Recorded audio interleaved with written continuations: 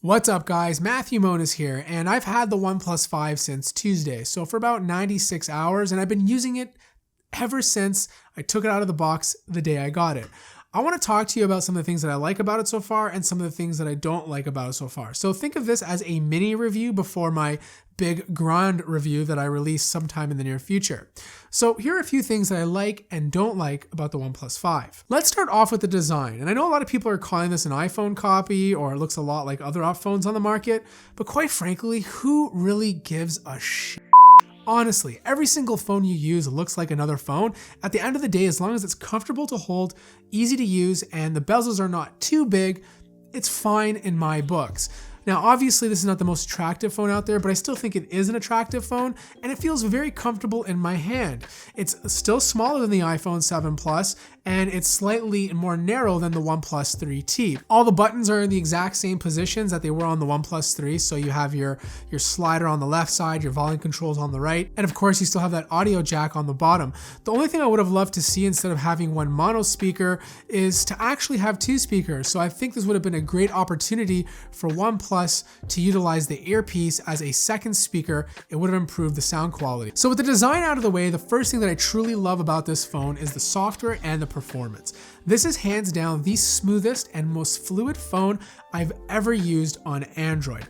It's probably even faster, or if not as fast, as Google's Pixel. It's using the Snapdragon 835, so the same processor that's inside the Galaxy S8, and not once has it slowed down or caused any issues. I'm not sure if it's just OnePlus's optimizations or the fact that they're using a very stock Android skin, or if it's the fact that there's 8 gigabytes of RAM inside this phone, or 6 gigabytes if you buy the cheaper model, but 6 or 8 is overkill. The third thing I want to talk about is the display. I'm not in love with it, but I don't hate it either. This is the third year or third device in a row that they've used the same display technology. So it's still AMOLED, it's still 1080p, it's still Full HD.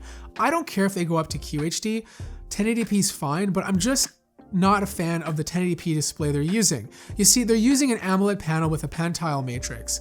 And the problem with pentile displays, especially when you're at lower resolutions on a bigger screen, is that your eye is able to see those pixels a lot easier than, let's say, with a AMOLED panel with a diamond matrix. So OnePlus could have solved this in two ways. They could have went with an LCD panel and stuck with 1080p, or they could have bumped up the resolution to QHD so that your eyes couldn't tell the difference. Now, for most people, the display is absolutely fine, but I'm really picky when it comes to displays, and I thought this would be a great opportunity for OnePlus to improve their display technology. Now let's talk about the camera. This is probably my biggest complaint about this phone. Not because it's a bad camera, it's not. It's good, especially for the price point. It's just not as good as OnePlus made it out to be.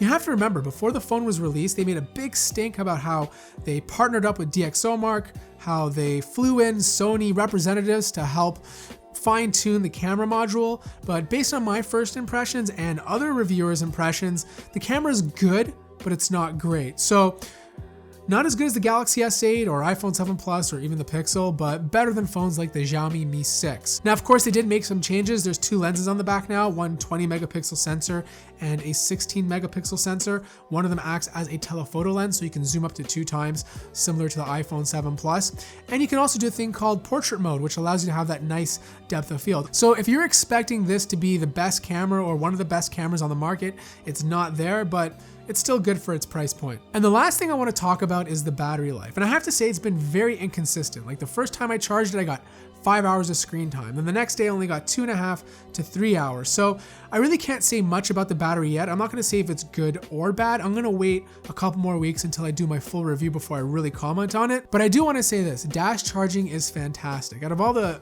quick charging technologies, it's one of the faster ones on the market, and I love the fact that it keeps the phone cool while it actually charges. The only downfalls of this phone is that it doesn't have wireless charging, and if you want to use dash charging, you have to carry around the cord and the brick that comes with the OnePlus 5. Alright, so here are my closing thoughts on the OnePlus 5 so far. Remember, I am going to do a full proper review very shortly, but so far I am super impressed with the performance. It's faster than the Galaxy S8, it's faster than the LG G6, and probably just as fast, or if not faster, than the Pixel.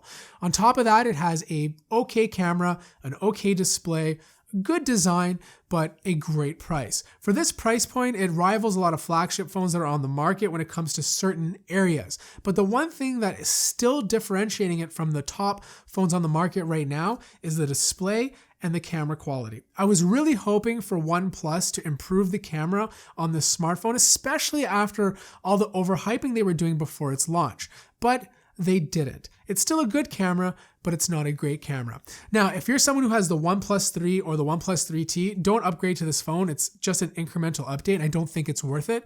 But if you're in the market for a $500 phone and you want something that's fantastic, that runs well, and don't want to break the bank, and camera quality is not the most important thing to you, then the OnePlus 5 is a solid option. So that wraps up my mini review of the OnePlus 5. Stay tuned for a more full in-depth review in the near future. Thank you so much for watching this video. If you enjoyed it, feel free to hit that like button. If you're new to the channel, subscribe. And as always, I will see you in the next video. We bop and hippity hop, as happy as I can be.